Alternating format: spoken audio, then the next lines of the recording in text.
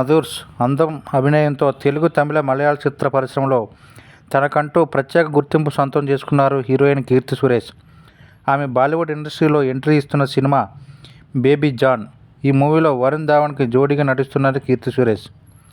కాళీస్ దర్శకత్వం వహిస్తున్న ఈ సినిమాలో వామికా గబ్బి మరో హీరోయిన్.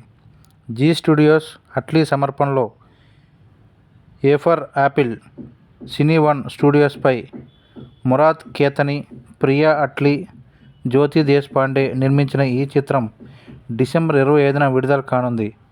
తమన్ సంగీతం అందించిన ఈ సినిమా నుంచి నైన్ మాటక్కా సాంగ్ని రిలీజ్ చేశారు మేకర్స్. వరుణ్ ధావన్, కీర్తి సురేష్ల మధ్య వచ్చే ఈ పాట అదుర్స్ అంటున్నారు వీక్షకులు. ఈ సాంగ్లో గ్లామర్గా కనిపించారు కీర్తి. ఇప్పటి వరకు గ్లామర్ రోల్స్ చేయకుండా క్లీన్ ఇమేజ్ బిల్డ్ చేసుకున్న కీర్తి సురేష్ బేబీ జాన్తో ఈ ఇమేజ్ని బ్రేక్ చేసిందని బాలీవుడ్లో చర్చ నడుస్తుంది.